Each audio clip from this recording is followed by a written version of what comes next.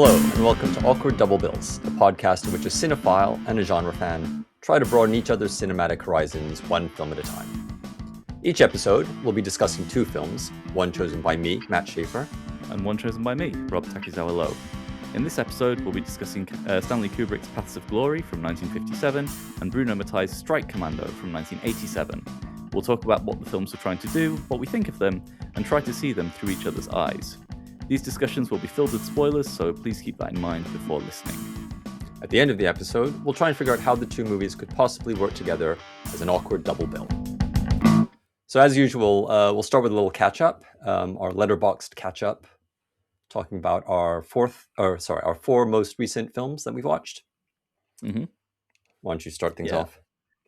Okay. Well, we'll go one by one as usual. So the fourth most recent film I watched was a film called Pact with the Forces of Darkness from 1991, which is I just received a box set of movies from Severin Films, all starring Susanna, who was an Indonesian scream queen, and the box set is called Susanna, Empress of Darkness, and this is one of the films on the set.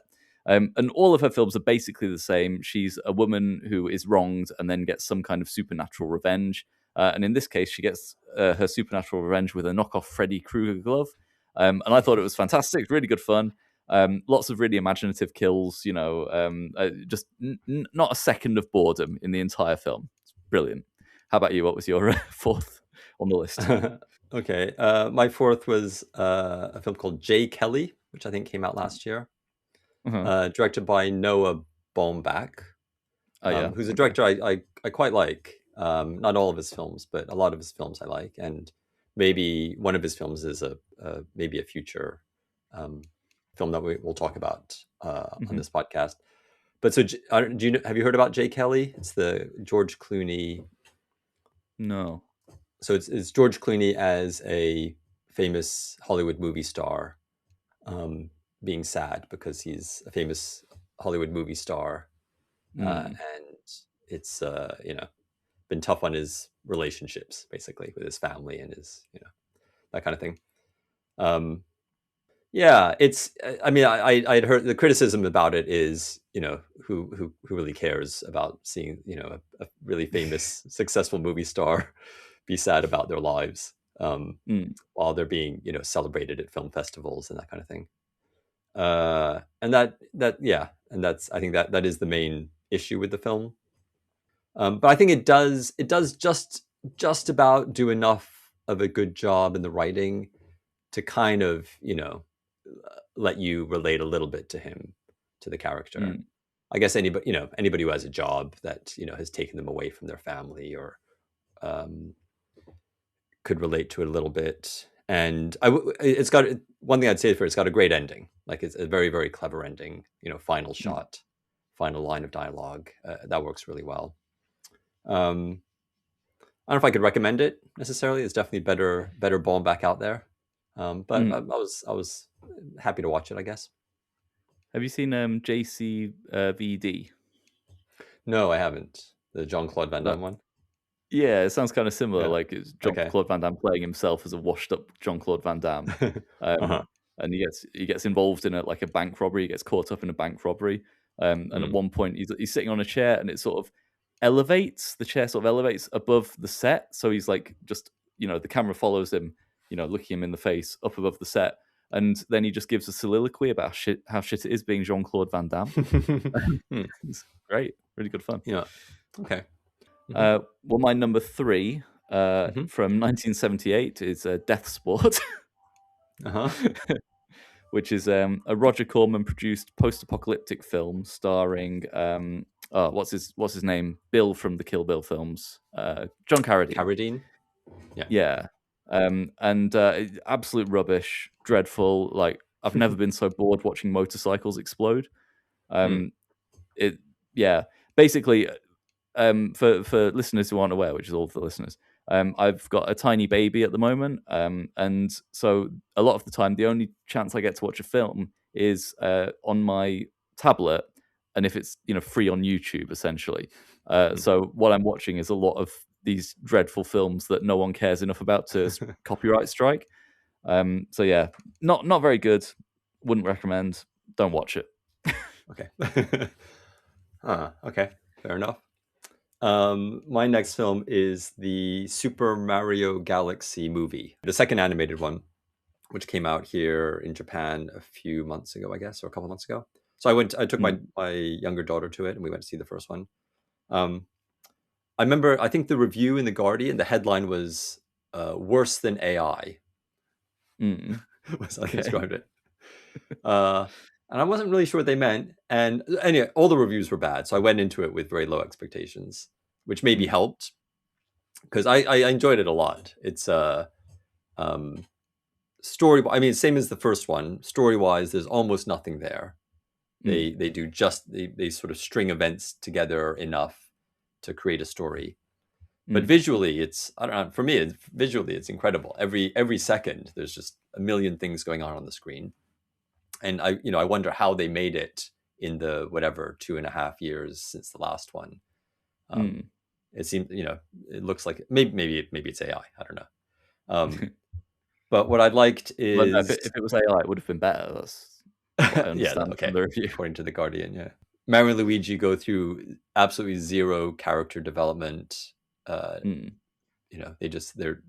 they experience the events of the film.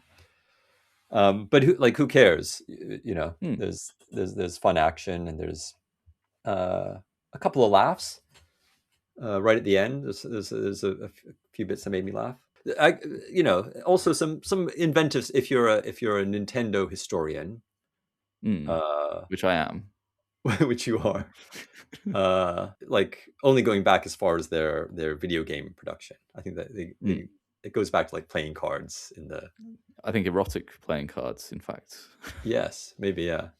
Um, but if like I wonder maybe the next one maybe they'll go back even further back because like this one the last one has a lot the first one has a lot of Nintendo little Easter eggs and Mm, this one does like they go even deeper into that and like little references to like earlier in the Nintendo company's video game history. So maybe the next one will be an erotic card playing film. mm. Well, I'd Yeah, watch that. yeah, I know you Yeah. would. Yeah, I mean, it sounds good. I was always more of a Sonic fan than a Mario fan in the actual games. I grew up with Sonic. Hmm, I played Mario, but I grew up with Sonic. All right, my number two is The House of Fear from 1945, hmm. which is one of the Basil Rathbone Sherlock Holmes films. Okay. I watched the first of those, The Hound of the Baskervilles, I don't know, a couple of weeks ago, and I quite Mhm. enjoyed it. So I thought I'd try another one. These are all, again, all free on YouTube. And yeah, it was really good fun. It's a straightforward little murder mystery with Rathbone, solving the case and being the Sherlock Holmes. And yeah, if you like Sherlock Holmes, then you'll like it, I guess. To be honest, my favorite Sherlock Holmes is Peter Cushing in the Hammer version of The Hound of the Baskervilles. But Mhm. then my favorite version of any character is Peter Cushing playing it. So, you know. Hmm. But yeah, the Basil Rathbone films so far, I'm really enjoying. I thought The House of Fear was very good. My number two is Hollywood Ending, which is a Uh-huh. 2002 Woody Allen film. Um, I guess it wasn't. It was around the time when he was sort of experimenting with either still being the lead actor in his films, or getting other people to sort of stand in for him. But this is Mm, one where he is still the lead actor, and he plays a director. mm, Not exactly himself, but again, maybe not too far. Uh, I guess all his characters are not too far from himself, but um, and the sort of big like it's a comedy, and the big sort of I don't know. A lot of Woody Allen films are almost like concept movies. He's always got like one little thing that's sort of the whole story or plot like it is tied around. And in this one, he's a sort of director who's on his last chance to make a film for a big Hollywood studio, and he's given this chance, but it's made clear it's his last chance. And then just before shooting starts, he becomes blind. Like mm, it's a psychological issue, but he just loses his sight. And so a lot of the comedy is him trying to figure out how to direct a film blind, basically. right. Yeah. Sort of Mr. Um, Magoo's his way through the film. yeah, there is a bit of Mr. Magooing.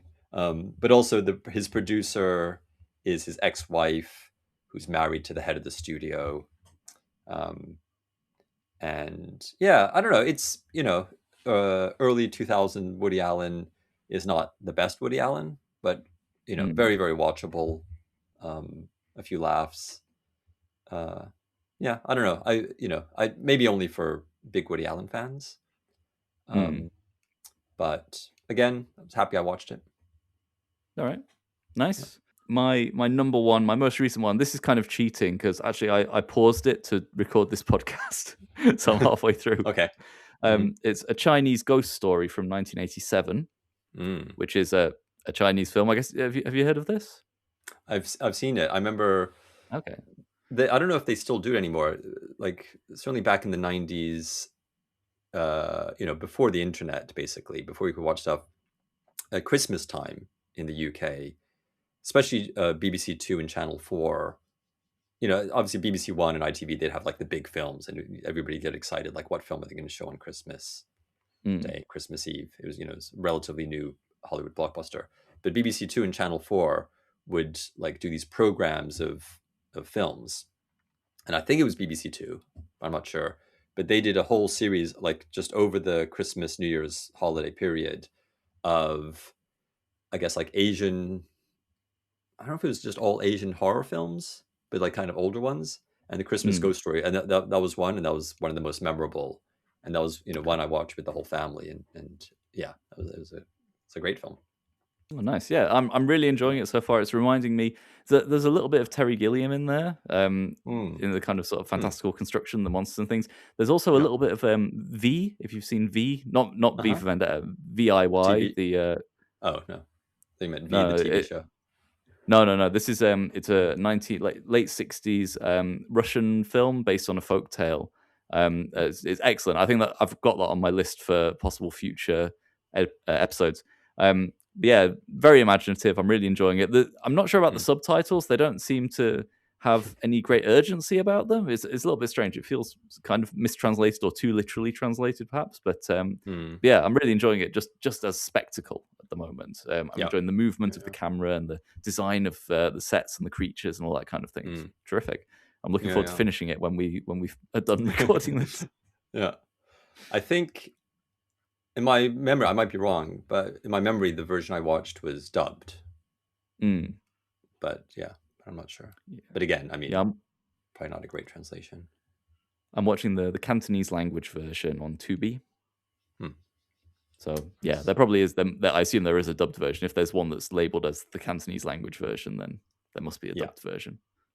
I mean, back then it felt like everything was dubbed. Yeah. Mm. All Okay. right. What's your number one? My number one is The Conversation, uh, Uh huh. Coppola, classic Coppola film. Have you seen The Conversation? No, I've heard of it. Okay. Yeah. I might have seen it, but I don't remember anything Yeah. Yeah. about it. If I have. It's Gene Hackman, who's I often say is maybe my favorite actor, certainly one of my favorite actors. Mm, It's the film Coppola made between the two Godfather films, right. which were There are only a three couple of years Godfather apart. films. Sorry, the first two Godfather films. Okay. Yeah. So he's like a audio surveillance guy, Mm, um, and yeah, it's very very 70s. It's very it's I think Coppola's most European film, sort of most hmm. art housey film. Very very good. Nice. Yes, I would if you haven't or if you haven't seen it recently, I would strongly recommend it. All right. I will seek it out. I like Gene Hackman a lot. Hmm. I like the French Connection and other things Hmm. that he was in. So Mm. yeah, I'll find it and watch it and enjoy it. Nice, good. All right. Shall we move on to our two movies? Let's. Stanley Kubrick is often cited as one of the all-time great film directors. Obviously, films like Doctor Strangelove, 2001: A Space Odyssey, Clockwork Orange, and The Shining, widely considered masterpieces. However, it was 1957's Paths of Glory, which was his fourth film, depending on how you count them, that first brought him recognition as a major talent. So, Paths of Glory is based on a novel of the same name that tells a story based on real-life events in which the French army during the First World War court-martialed and executed some of its own soldiers for cowardice. The film stars Kirk Douglas as Colonel Dax, who's a former lawyer who decides to take on the case of defending 3 of his soldiers who have been charged with mutiny, but basically scapegoated to protect the reputation and dignity of Dax's superior, General Moreau.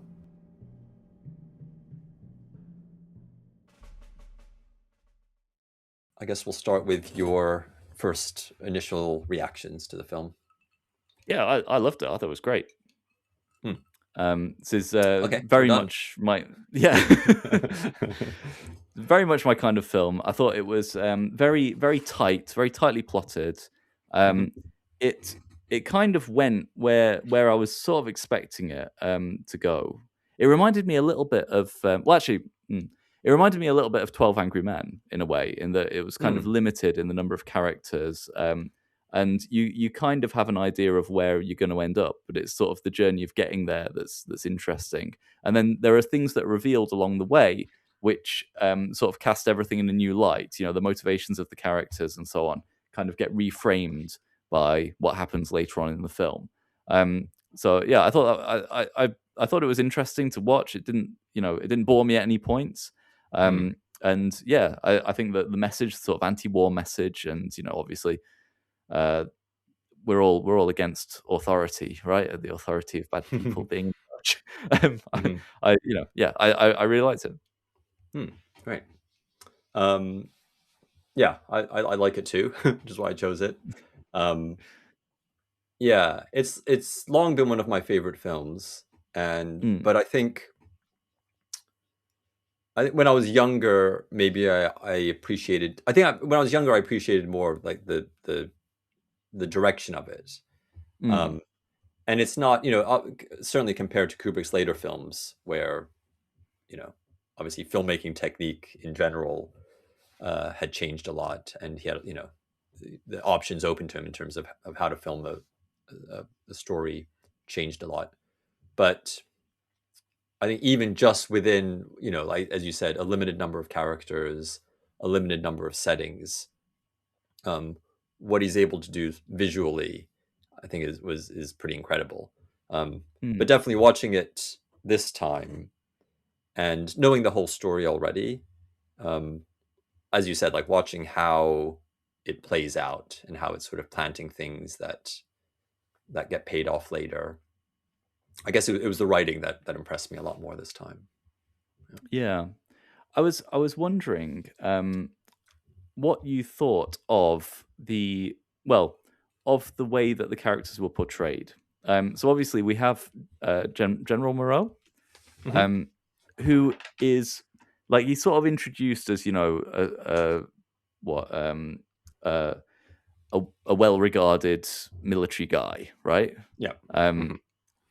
But while Moreau seems to be kind of like a comic book villain, like his motivations and his character and the things that drive him to do what he does are all quite straightforward. I thought that Brulard was presented in a much more sort of morally interesting way, because he starts out seeming like he's just this sort of bureaucrat in an office who's just so removed from what's actually happening at the front that he doesn't really have any interest in it. He doesn't really have any understanding of what's happening, and he's just sort of like a this guy floating around above it all, not really paying any attention. And then it's revealed at the end that actually he's very well aware of what's happening, but he's seeing it all through a completely different lens, where it's all just political machinations, and I thought that was really interesting, that he kind of moves from you seeing him as this kind of bumbling, or at least I saw him as this kind of bumbling guy who wasn't really aware of what was happening because he was removed from it all, to someone who was very much aware, but just had a completely different frame of reference for understanding all the actions that the characters were taking. Does that make sense? Do you know what I mean? Yeah, I think so.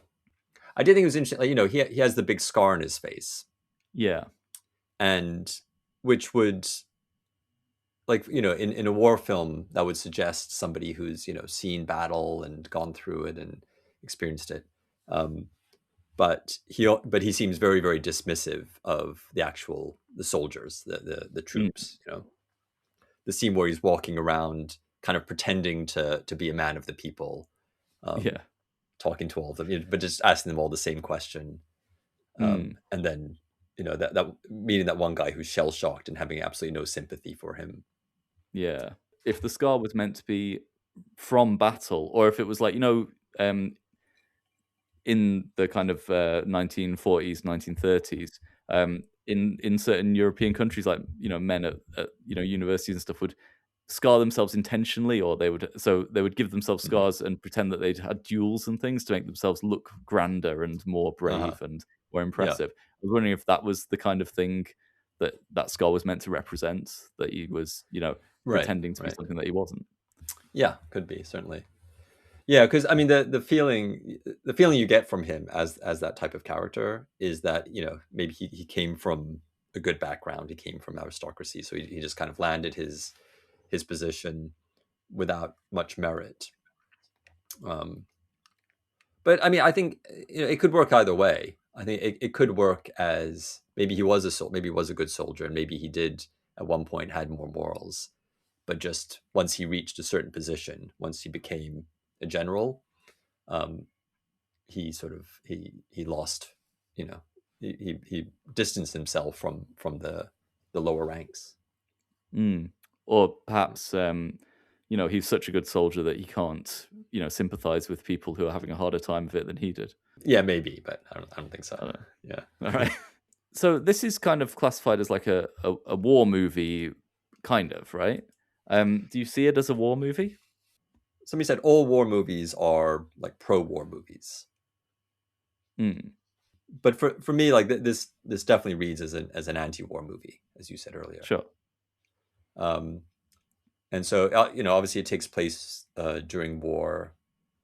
Every character, well, almost every character is a soldier. We see some battle. We see, I think, a pretty impressive battle scene. Um, yeah, so it is a war movie for sure. But and maybe some war movies are more specifically about war. But for me, this is a war movie where it's using war and using the different ranks of soldiers within the army to you know, say something about society rather than just saying something about war. Yeah, I was wondering if it was meant to be kind of a sort of generalized critique of authority, but obviously it can't, because Dax is in a superior position to the three soldiers who are killed. So I think I was wondering, like, you've got Mm, the church, the priest is there representing mm, the church as well, mm, and he's kind of there offering sort of false condolences to these soldiers, um, mm, who are like, one of them sort of accepting it, but not really. Like he obviously believes, but he doesn't believe enough. If you see what I mean, like it's not really consoling him as he walks to the firing squad area, mm, and then the other two are just kind of, well, there's the one guy who gets drunk, so he's obviously very combative. He's kind of uh, raging against this priest, and then mhm, you've got the sort of the more stoic guy, and he is like he's sort of accepting the priest's blessing as just kind of an inevitability. Um, mm, so you kind of have these three different people who represent three different sort of attitudes towards the church in a mm, way, in society. mhm, So yeah, I thought it was quite interesting, that almost this very small number of characters within the structure of the army almost feels like kind of a microcosm of society generally, with the priest and the different ranks and the people at the bottom being sacrificed for the good of the people at the top, and yeah, that kind of thing. yeah, yeah, yeah. I think so. Yeah, I mean, I think what you said about being a critique of authority um, might not hold so much, considering like the main character is Dax, who's the colonel in the middle. I think it could still act as a critique of, well, maybe not a critique of like the whole structure, because there is the person in the middle who's trying to do right by the people below him. Yeah, so I don't. Maybe it's not a critique of like the whole idea of the structure, but it is a critique of the way that the people at the top of the structure act, perhaps. Mm, yeah. Yeah, I mean, Dax, Colonel Kirk Douglas's character, like he's sort of just like Miro is such an obvious villain. Like there's nothing redeeming about him really. Dax is Mm. sort of the opposite, right? He's just a good person who doesn't seem to have any flaws. Yeah. Yeah. Although, Mm-hmm. let's talk about the very last scene. Mm. Um, Mm. because there, you have this. So the three men have been shot, and Dax is going back towards his unit, his post, and he looks in on a bar where all the soldiers are having a drink, and they've captured a German woman, Mm-hmm. and they're forcing her to sing, and she's crying and obviously very scared, Mm. and they're laughing and cheering, uh, Mm. and I don't know how Dax is reacting to that, because it seemed to me that he was kind of thinking, like almost like, oh, let them have their fun, you know. Mm. Um, I was wondering if there was an element there where, like obviously the Miro and Brulard are like, they're removed from the suffering of their men by rank, right? Mm-hmm. And so they don't really consider the suffering as a thing that matters. Mm. Whereas this German woman and Dax and the soldiers, like Mm. those soldiers are removed from her suffering because she's on the other side, she's the enemy. Mm. Mm. Um, so it seemed almost like a kind of almost like a parallel there, a parallel criticism where we're willing to ignore the suffering of people who we perceive as being disconnected from us, or on the other side of a divide. Yeah. Yeah, that's interesting. I mean, she's the only. We don't see any of the German army, any German Mm, soldiers, and she's the only German character that we see, or I guess non-French character that we see throughout the whole film. I was struck by how like scared and upset she was while she was singing, mm, yeah. and that wasn't something that really kind of stood out to me previously. Um, and I yeah, I agree. I mean, like hopefully it is a like hopefully it is what you're saying. Um, it's like giving this example of they're kind of doing a similar thing to her that their superiors have done to them. Um, I mean, maybe there's a reading of it where she's understandably scared because she's an enemy. She's a German citizen, confronted with the French soldiers. I mean, this time it struck me much more as like she's a woman in this bar full of rowdy men. Mm, sure. That yeah, I mean, like that. I read it a little bit more as like that's where the main, like that's where her fear is really coming from. Mm, Um, but also that yeah, I don't know, but it's, also as she's singing, she gains more confidence, and she sings a German song, which I think is mm, interesting. And the soldiers start to sing along, and they instead of like whistling at her and being excited and all that kind of stuff, they quiet down and they start singing along with her, and then a lot of the soldiers start crying. mm. And that's how it ends is with a lot of the soldiers crying. Everyone's very emotional. There's like a slow zoom on one of the soldiers. um, Okay, let's talk a little bit about the performances. I'm curious of what you think mm, about the performances in this. mm. Um, yeah, were there any that you thought were extremely good? Any that you thought were not quite so good? Maybe the weakest performance for me would be Miro, but I think that's only Mm, because he's tasked with being just such a sort of obvious villain. There's maybe less mm, ambiguity to his character. yeah, Um, but I think everybody else I thought was. I mean, and Kirk Douglas, he's a movie star, so he's very watchable and yeah, magnetic. Um, I thought the Roger, the guy who the drunk, the guy who's drinking before going out into the recon mm, mission.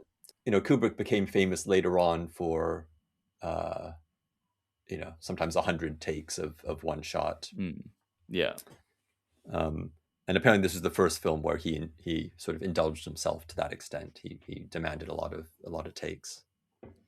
mm, Um, but I don't know. I think in general he gets good performances out of his actors. Yeah, I thought that most of the performances were really good. The sort of weak link I thought was Ferrol, which, Hmm. according to Wikipedia, is Timothy Carey. Yeah. Um, and I think there was just something about the way he delivered his lines. Like I agree, his presence was very good. He Uh-huh. maybe the reason that I'm thinking about him is because he stood out. But Yeah. I just thought that his a lot of his lines didn't seem to convince me. Hmm. Like when he Okay. was being sad and scared, it almost felt like he was being sarcastic. Like, Right. oh, Yeah. oh, woe is me, I'm so scared. Like Uh-huh. there was just something about the way he delivered things which felt a bit off to me. But yeah, he was the Mm. only one. Apart from that, I thought they were all very, very good. Mm. Um, Yeah. yeah. And I thought Kirk Douglas was very good. I didn't recognize him as Kirk Douglas, actually. I was Mm. watching the film for the first sort of 20 minutes and thinking, when's Kirk Douglas going to show up? And, Okay. a couple of other things that really stood out to me in this film. One was the design of all the sets and things. I thought Mm. like the trenches, no man's land, very, Mhm. very convincing, very well designed. Mm. I thought they really got across the sort of the reality of the two of that location. Mm. I thought that was very good, and I liked the kind of squalid set of the trenches, and Mhm. then having that sort of contrasted with Brular's big office with the massive doors that swing Yeah. out, and just him in the middle of it. I Yeah. thought that was yeah, that was a nice sort of again just contrasting the perspectives of the different hierarchical levels in the army. Yeah. Yeah. Um, Yeah. and I was also um, struck by Kubrick's camera work. Mm. So the first thing that I noticed was 'cause he does this in a lot of his films, right? He does it in The Shining as well, but the tracking shots, like Mm. people walking when they're walking down the trench at the start of the film, inspecting it. Yeah. You've got the camera tracking in front of them. Mhm. I thought that was very well done. And then again at the end, when they're walking towards the stakes to be put in front of the firing squad, you have Mm. the camera in front of them as they walk towards the stakes, facing towards the prisoners, and Mm. then you kind of have a reverse shot where the camera's moving towards the stakes from their perspective. So you have you intercut between these two. Yeah. And I thought that was quite interesting. It was like that sort of tracking shot had it was sort of implying the inevitability, people moving towards a thing, just being drawn towards a thing, and they don't have any way out at that point. Which is sort Mm. of the theme of the whole film. You've got this whole, sort of inevitability, this inexorability, where they're, this kind of inertia that's dragging them towards the conclusion. Yeah. Um, and they're trying to get out, they're trying to resist, they're trying to think of a way out. There's Mhm. even that bit where they're in where the prisoners are in the prison. They're saying, "Come on, we're going to get out of this. We've got to get out of this," and then they realize that they can't. There's nothing they can do. So I thought the camera work kind of mirrored that. Um, yeah, and I Mm. also really liked at the end when you get the confrontation between Dax and Brulard. Mm. They're in Brulard's office, and there's just a lot of sort of movement of the camera and a lot of movement of Dax. Dax is moving around the office a lot. Brulard is quite still. He's sort of centered. He's calm. He's in control in this space, or he thinks he is. And Mm. Dax is moving around very agitated, and the camera's kind of following him and Mhm. keeping with his movement. Mm. And yeah, I thought it was very nicely done. So it made really good use of the space, really good use of the kind of physicality of the actors in a way. Mm. Not extreme physicality, but just the movement of the actors Yeah. around each other, and how it mirrored the kind of the combativeness of their discussion as well. Mm. Mm. I thought that yeah, I just thought that the camera stuff was very, very clever. Yeah. Yeah. Yeah. Yeah. I mean that the tracking shots obviously became a sort of trademark of Kubrick. Something he did a Mm, lot. I think. But it's yeah. interesting you talking about that, like using that as the sort of pulling the characters towards the inevitable. Um, and I wonder if that says something about kind of the sort of general themes that Kubrick explored throughout most of his films, Mm. I was potentially. thinking Yeah. actually that also happens when they advance into no man's land. The camera tracks slightly in front of the characters, angled Mm. towards them, and it also is almost as if it's pulling them Mm. towards their death, or towards the well, it's the inciting incident, right? But Mm. towards them having to retreat. So it was just Yeah. Yeah, yeah. That's just going back to what I was saying at the start. I Mm. thought that it was interesting how Brulard interpreted Dax's intentions and his Mm. motivations. Mhm. And that's obviously, I mean, it reveals something about himself suddenly, and that's Yeah. what I was saying about, um, he seems like he's kind of bumbling along, and like a sort of classic like Dad's Army type of guy. Yeah, um, yeah. and then at the end, it's revealed that actually he's sort of understood Dax to be, to be angling for Moreau's position, right? Mm. And that Mhm. he's turned him in to try and usurp him and take his post. Yeah. So he's kind of understood this not in any way as a moral issue. Like it Mm. doesn't even occur to him that this would be a moral issue. He understands it entirely from his perspective. So this is just you know intra-army political machinations going Mhm. on. Mm. I thought that was really interesting because it gives a whole new spin on that character. It gives a whole new. It shows that character in a whole new light. And yeah, I just thought it was very cleverly done. I wasn't expecting it.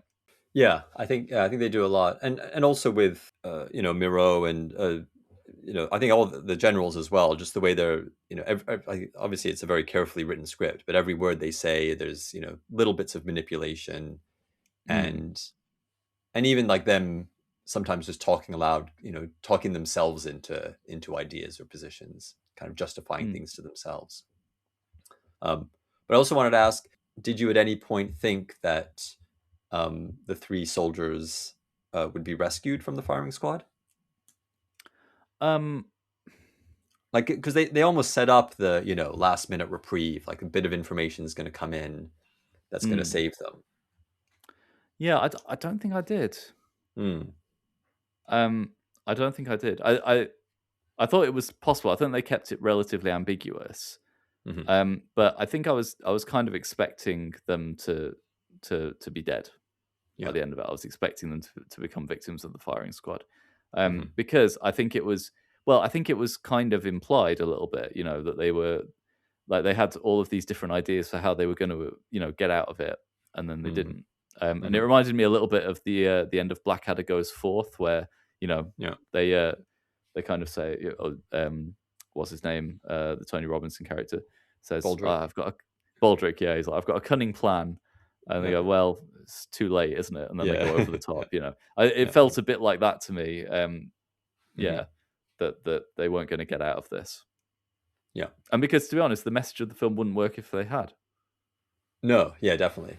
Yeah, I was reading a little bit of the background of the film, and apparently there was, they I think they wrote a version where they were reprieved at the end, but luckily Mm, realized that was sort of negate the whole point of it.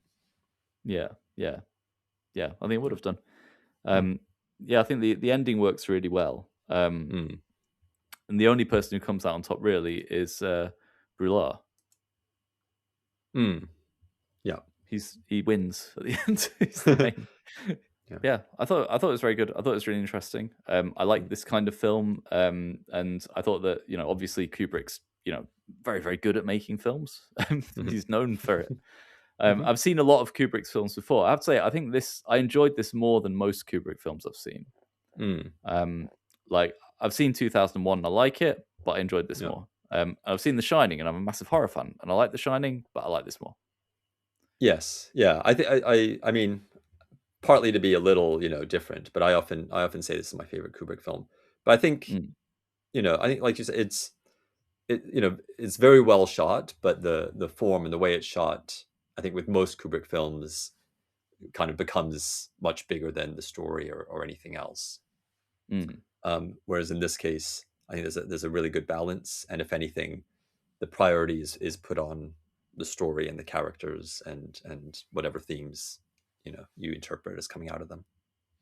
Yeah, yeah, yeah, Hmm. yeah. I agree. Okay, I think well, it sounds like we're in agreement on Paths of Glory there. Yeah, yeah, yeah. Very good. 5 stars.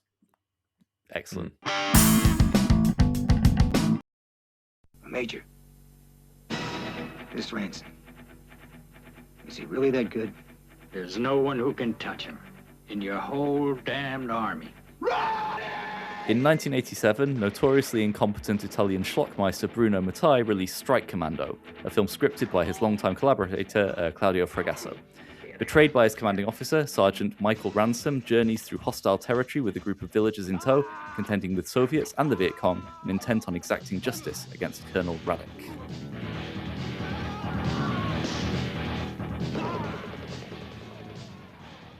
So, Bruno Mattei, I want to introduce you to, good cult and genre films, but it does kind of come with the territory that a lot of them are not good. Mm-hmm. And so I thought, we should rip the Band-Aid off now and have a look at one of those just to test the waters a little bit. This is actually the third Bruno Mattei film you've seen, I believe. Okay. If you remember, you came to my house for Halloween one year and we watched Rat's Night of Terror. Yes. And Hell of the Living Dead after that. We watched Double Bill, which are both Bruno Mattei films. So this is your third Bruno Mattei film. Okay. What did you think of Strike Commando by Bruno Mattei? Yeah. To be honest, I struggled a little bit with this one. Okay. So I did check the years, 1987, as you said.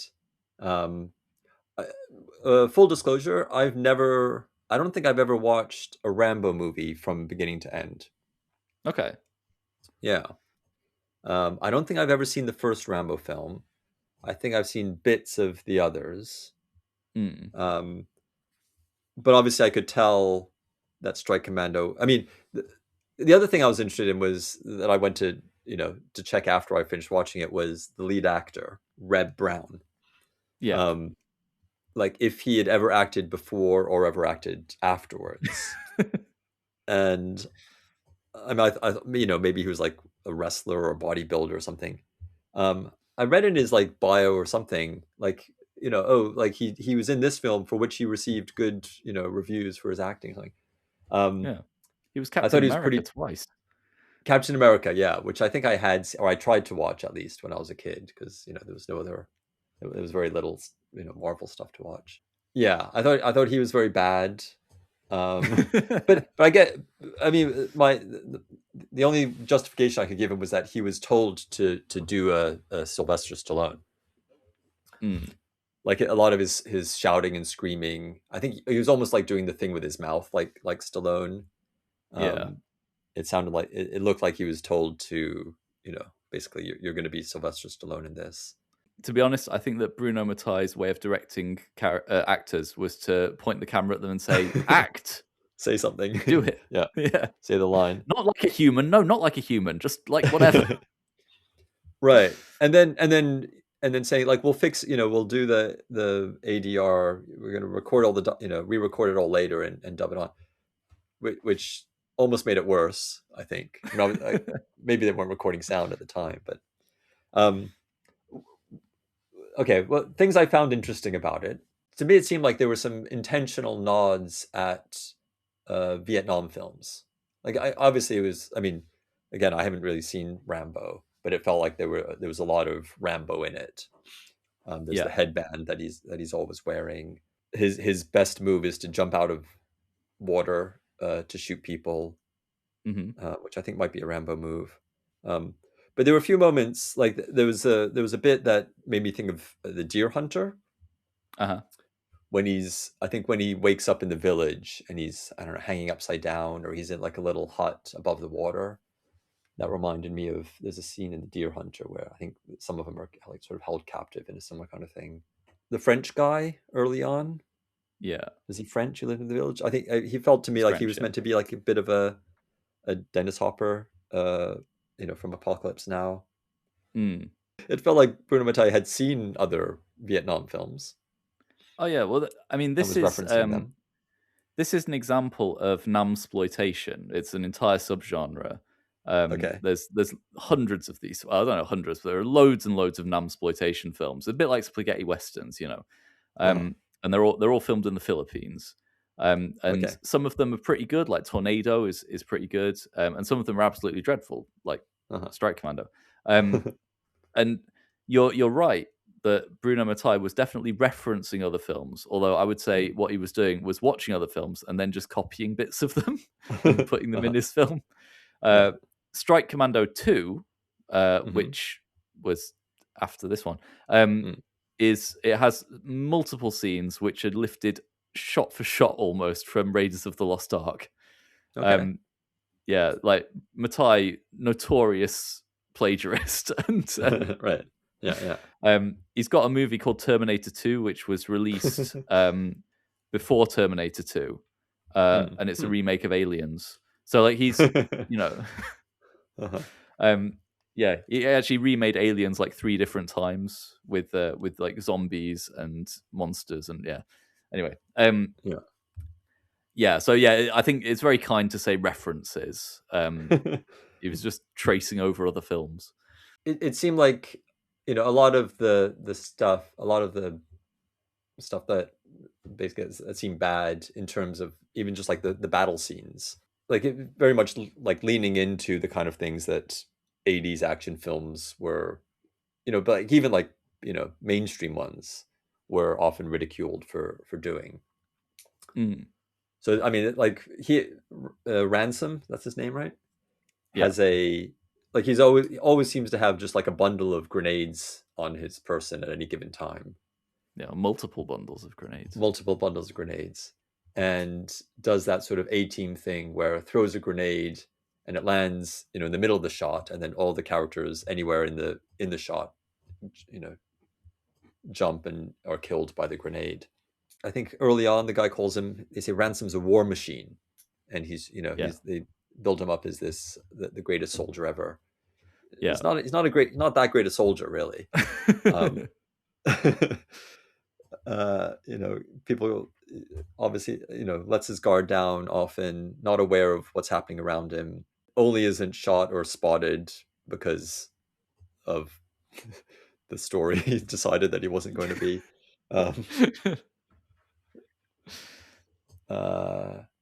There's that bit at the beginning where they're doing the secret operation and they're cutting through the fence, and the spotlight keeps moving across them, and they just duck down on the ground, and the spotlight clearly highlights them. Yeah. And, but they just squat, and that's enough to, yeah. It's very sort of 1980s, you know, like Famicom Master System video game style, where you just squat and then people can't see you. So you mentioned our leading man, Reb Brown. Were there any other performances? Were there any that you thought were all right? Any performances that you thought? I mean, obviously, Lau, the little boy, is excellent. His line reading is on point. But were there any others? Not really. No. Radek, he was trying. Yeah, Christopher Connolly. I think he was a relatively successful actor. He died the year after this was released, actually, at 47, so didn't make it long. He looks a bit sick in this film, to be honest. He looks a bit sick. He looks a bit like Tom Berenger from Platoon. Yeah, I can see so maybe that's what they were. Maybe that's what they were going for. I'm not sure. And then the other higher up guy, who's sort Mike Monty. Okay, yeah, he wasn't good either. No, they were all pretty bad. Yeah, and again, like I wouldn't necessarily blame them. Like good actors can be bad in things. The Lau, the little boy. I mean, I like how there's a few times where they give Ransom some like revenge motivation. Yeah, like first he's motivated to get Reddick because Reddick, you know, has, you know, he kills his buddies early on. Yeah, and then the Russian Jakota kills Lau and the whole village, but especially Lau. Yeah. So yeah, it doesn't make sense. The whole story doesn't make any sense. No, no, it doesn't. It doesn't really. I liked how they tried to establish like this, you know, connection that Ransom had with Lau by this like really weird Disney thing, Disneyland thing, where you climb trees to get popcorn, or I'm not sure. Do you not do that? I've not been to the US Disneyland. You don't do that in Paris, but I don't know. No. Yeah. I thought like it was what Bruno Mattei, when he was making this film, he was obviously trying to sell it to the American market, right? And it seemed to me that this was his idea of what Americans think about America. So like when he shows up in the village, all the villagers stand around him and chant "American, American, American," Right. and wave their arms around, and then they all say, "We're waiting for you to save us, American. Are you going to take us back to America, American? Tell us about Disneyland, American." It's like it's almost like, you know, the I don't know, the id or something of Yeah. And then obviously bringing the Russians into it in 1987 obviously was appealing to Americans. Yeah. Well, I mean, they didn't. I don't really know why they were there. Like you had like they set up the motivation, like you said, by having the men killed at the start, by having his platoon killed. And then he gets back in the first like 30 minutes. He gets back and meets the colonel. You know, well, okay, is that the end of the film? No, now he's got to go back and take photographs of the Russians that he saw. Right. He's not allowed to take a squad. He has to go back by himself. Yeah. And just take photographs of Russians. Yeah. I wasn't sure when it was meant to be taking place. Was it during the Vietnam War, or this is after? I believe so. I believe it's during, because the villagers are scared of the Viet Cong or something. Yeah, that's right. Oh, yeah, of course, it's during, because the Viet Cong is there. Yeah. But then the code at the end, it says like today in Manila. Yeah. So does that mean 1987? I guess so. So that means like over a decade has passed between. I mean, he looks good. He hasn't aged a day. Yeah, well. Yeah. Yeah. Yeah, it doesn't make sense. I mean, so just so a little bit of background. So in our first episode, we watched Lucio Fulci's The Beyond, right? Mm-hmm. Fulci and Mattei are sort of contemporaries of Italian cinema. Using the word cinema very generously. And actually, they kind of co-directed a film, which is called Zombie 3, which is a sequel in name only to Zombie 2, which was directed by Fulci, which is a sequel in name only to Zombie, which is Dawn of the Dead, the Italian title of Dawn of the Dead, which is a sequel to George Romero's Night of the Living Dead. It's all very confusing. We'll probably talk about that later on. But yeah, Fulci directed the first part of Zombie 3, and then he got sick and left the project. And Mattei took over, and Fragasso took over the scripting. So basically, the Mattei Fragasso dream team took over for Fulci. And in 1995, we have a quote from Fulci talking about Zombie 3. Okay, and he says, "It's the most foolish of my productions. It has been done by a group of idiots, which are Claudio Fragasso, natural-born cretin, Bruno Mattei, who before becoming a director was a house painter, and a guy named Mimo Scavia, the director of productions, who arrived in the Philippines and his first thought was just to F some Oriental girls." So there you go. So Fulci, not a fan. Right. And I've seen so many Bruno Mattei films at this point. I punish myself with them. Like the ones people have recommended me, his really good ones, his that are meant to be his really good ones, and I've watched them. I watched The Other Hell, which was not very good. I watched The True Story of the Nun of Monza, which was slightly better, but I don't think it was the true story of the Nun of Monza unless the life of the Nun of Monza involved enormous amounts of kinky lesbianism. And I've seen Rat's Night of Terror, Hell of the Living Dead, and then a lot of his films in the 2000s, right up until he died. And they do get more insane, which is good. Okay. But it's amazing to me that he had such a long career producing completely incompetent bullshit. What's interesting to me is Fulci is like clearly a much better director, or clearly like a proper director. And so with this, like I was looking for things that were like maybe a bit quirky, or like trying to do something a bit interesting. And I think that like at least with this one, he was just, like you said, just trying to copy and just trying to like appeal to people, appeal to like a certain people who like a certain aspect of those types of films, like Rambo films. I get maybe it's intentional or not. I don't know. There's definitely some interesting dialogue. Actually, one bit of acting that at first I thought he wasn't terrible. Like there's bits that are terrible, but was his name Martin, the other prisoner? Oh yes. He was kind of interesting. Mm. And like Martin Boomer is the character's name. Okay. And it felt like they were trying to say something, because Martin Boomer says, he says that's why they put us together, because we're opposites. And he says, I'm a coward, and I can't stand any physical pain, and I'll do whatever they tell me to.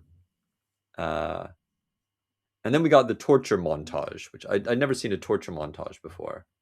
It was like when Rambo is like tooling up, but it's just various bits of torture. Yeah, and Michael Ransom, he does some really good faces, really good I'm being tortured faces in that. Yeah, and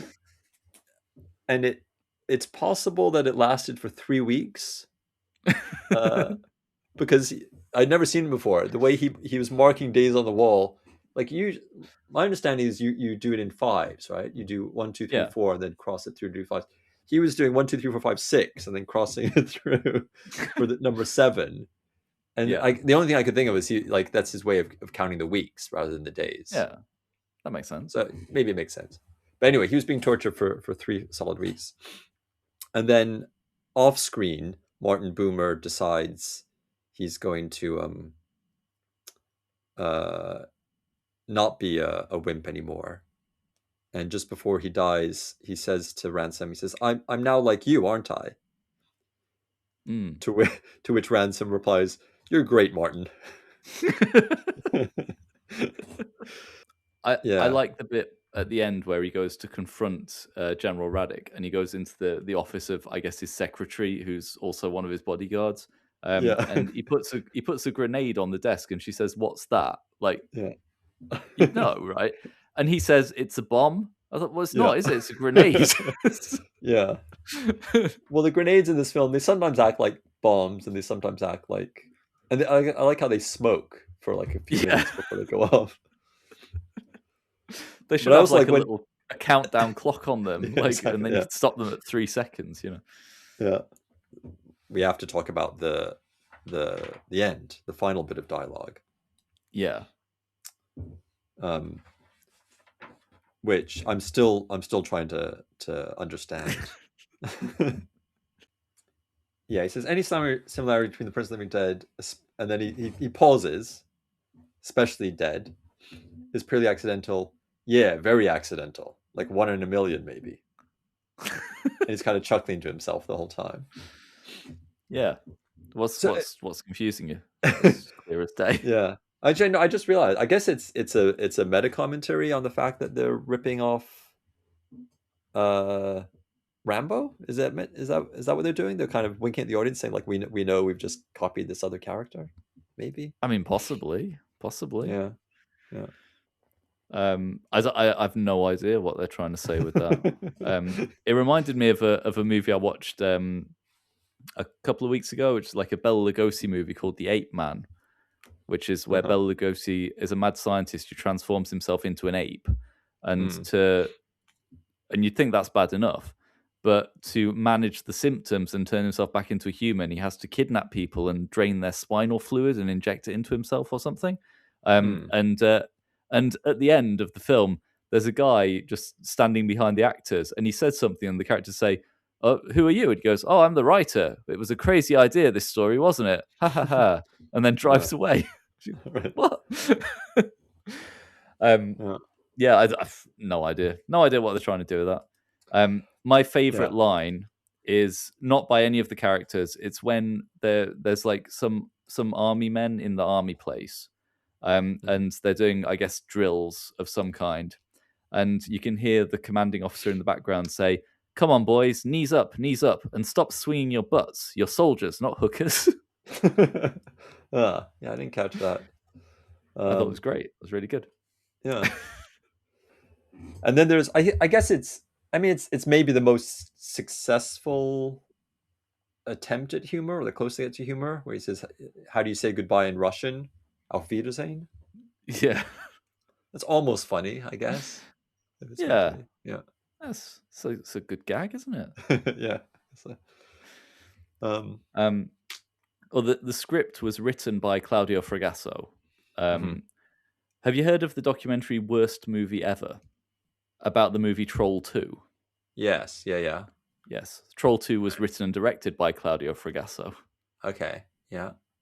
And I would say this is better than Troll 2 because this is entertaining, and Troll 2's for me not even as like a so bad it's good. Yeah, Fragasso, very bad director, very bad writer, very bad everything really. And him and Mattei made a lot of films together. They really complemented each other. And so the Mattei's directing style, I want to know if you. I mean, I guess it's difficult to tell from one film. I think that he's almost like an auteur. No one can pull off Mattei's weird, otherworldly, like just flat, listless direction where it's like it's almost like he's just pointed the camera at a wall and said, you know, no interest in what he's showing at all. And all of the actors, he manages to get every actor to act like like an alien wearing a human suit, you know. And it gets worse as he moves through his films. I watched a giallo that he made called Madness in 1994 recently, and that like it looks okay. He's kind of I was talking to people on Blue Sky, and we were saying it's shockingly competent from Mattei, but the characters and the acting is just so bizarre. Yeah, I don't know. I think there's a kind of auteurishness about him. I don't think anyone else can quite mimic his signature combination of listlessness and plagiarism. Maybe not. Maybe it's unique. Yeah. I mean, for a while I thought like the camera didn't move at all. It does occasionally, but like a lot of shots, he just like doesn't make the effort to even move the camera. The sense I got maybe was they were trying to do these as fast as possible. So yeah, maybe a single take. Just churn them out. Yeah, I think Mattei. I think that's maybe the reason that he managed to have some success was that you could, if you were just trying to make a quick turn around a quick film on a low budget, Mattei would do that for you. He'd make a film. You'd have a film at the end of it. Yeah. Wouldn't be good, but you'd definitely have a film at the end of it. I think he found a niche there, and he kept going right up until like the mid 2000s when he died, making these films, or even the late 2000s, I think. Yeah, I mean, to be honest, I fucking love Strike Commando. I think it's childish shit. It's awful. There's almost zero redeeming features about it, but I really like it. It's great fun. Okay. Yeah, I mean, it's for me. It's good to know like how bad it can get, I guess. Oh, it can get worse. Oh, okay. Okay. Now it's time to head into the double feature challenge, where we try to identify the points that would make the movies complement each other as an awkward double bill. I just want to start by saying I don't think this is an awkward double bill. I think this is a perfect double bill. I think it's perfect and awkward. Oh, yeah. I mean, I think if you were to watch one after the other, well, first of all, what order would you watch them in? Well, the order that we've discussed them, I think Paths of Glory and then Strike Commando, because you get the down, you get the kind of, it's, all is lost, everything. And then at the end, you can blow someone up with grenades and have their teeth. Okay. All right. Yeah, I probably agree with that. So, okay, obviously they're both war films. That's the first thing. They both have explosions. I mean, Paths of Glory has the one. Well, it's got the recon scene early on where the guy throws the grenade, and there's that one explosion where his fellow soldier is killed, and then it's got the much more dramatic, assault into no man's land later on with lots of explosions. I thought that both films revolve around, although Strike Commando kind of abandons this halfway through, They revolve around a conflict engendered by a superior officer ordering friendly fire on their own troops. Yes. Yeah. Yeah. So Absolutely. yeah. So so they set up quite similar, a quite similar conflict in both cases, right? And they resolve it rather differently, but there is, I think, some connective tissue between the two stories. Of course, Strike Commando then just does another bit about where he has to go and take photographs of Russians, but Yeah. yeah, Definitely. So the Radek, well, in both cases, Radek and Miro order their soldiers to attack, to fire on their own soldiers. mm, In Moreau's case, the order is refused because they say, it has to be administered in writing, etc. yeah, In Radek's case, they carry out that order. But in both cases, the protagonist spends the rest of the film trying to,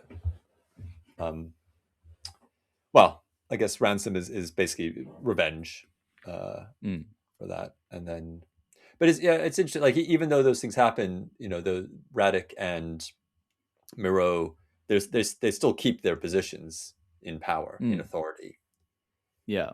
And it's the guy in the middle who has to sort of struggle to fight against that. Yeah, and I think in both cases,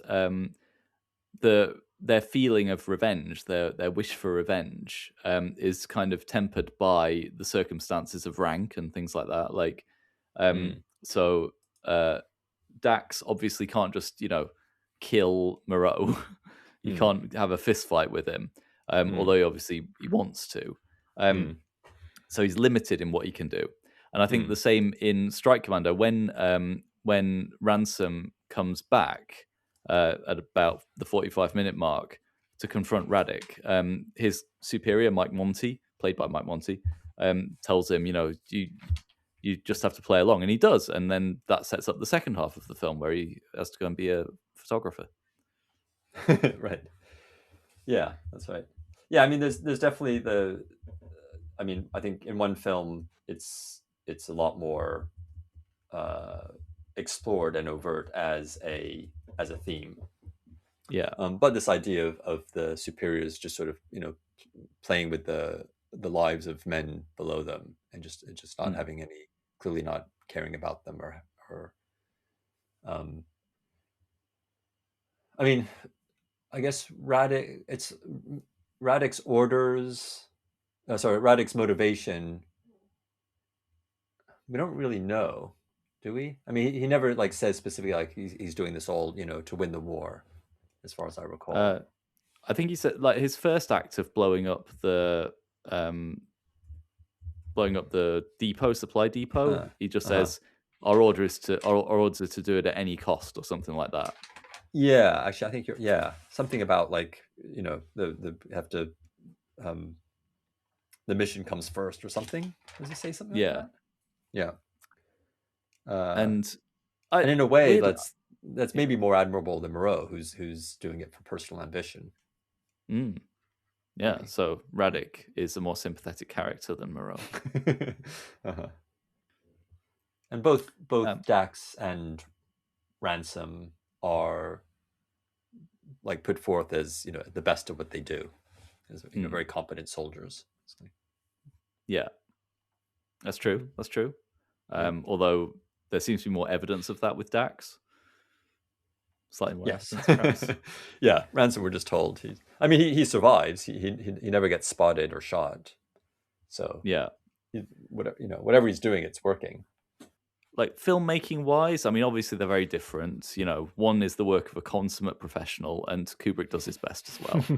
But yeah, did you see any kind of parallels in the filmmaking? Anything that would make them complement each other?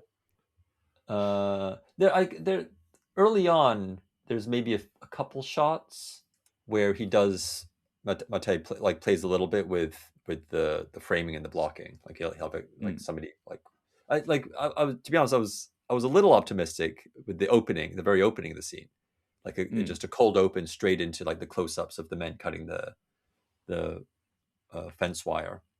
Yeah, and I thought, oh, that's kind of interesting. And there's a couple shots here and there where he's got something in the foreground and there's other stuff going on in the background, which could be a little Kubrickian.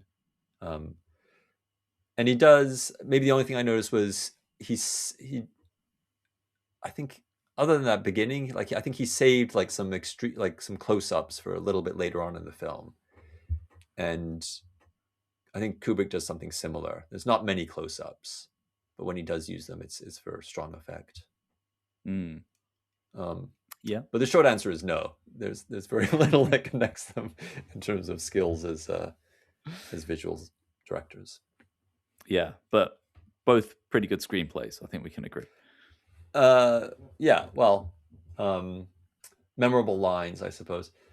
So the other thing that I thought of as a similarity is that in Paths of Glory, you have the priest who comes and provides the prisoners with a kind of a false hope. It seems to me framed as kind of a false hope of the afterlife. And in Strike Commando, you have the American arriving and providing the false hope of Disneyland. And it's quite similar. Yeah, that's interesting. Yeah, and in fact, the woman whose name I forget says, "Don't give him false hope." All right. Yeah, that's right. Yeah, but Lau, I think Lau dies happy. Yeah, he's on his way to Disneyland, the big Disneyland in the sky. And we even get his like voiceover at the end. We hear his voice again. Whereas maybe the only soldier who dies happy is the one who broke his back. And I think the films, they work as a double bill. I mean, there's similarities, there's contrasts, there's everything you want, right? Like you wouldn't want to watch two films that are exactly the same. You want some no, of course not. Some connections, and some contrast to keep it interesting. And I think that Strike Commando, following Paths of Glory, Strike Commando adds a bit of catharsis. Like one of the kind of messages of Paths of Glory is that idea that patriotism is the last refuge of the scoundrel. And Strike Commando has the message that patriotism's fucking great and really good. Yeah, and we should do it more. Yes, but in both contexts, focusing on the rebellious figure who is pushing against authority. Yes, just watch out for those bastards in charge. Exactly. Yeah. Yeah. All right. Okay. Okay, so that's the end of our awkward double bill for this episode. Are you a fan of either of these films? Or both of these films? Or neither of these films? But do you now feel tempted to check out one or the other, or both? Either way, we'd love to hear from you. We have a email address. If you have any comments or suggestions for future films, please send them to awkwarddoublebills@gmail.com. And you can also follow the show over on Blue Sky at adbpod.bluesky.social. And we'll be back soon with another episode where we talk about two dissimilar films.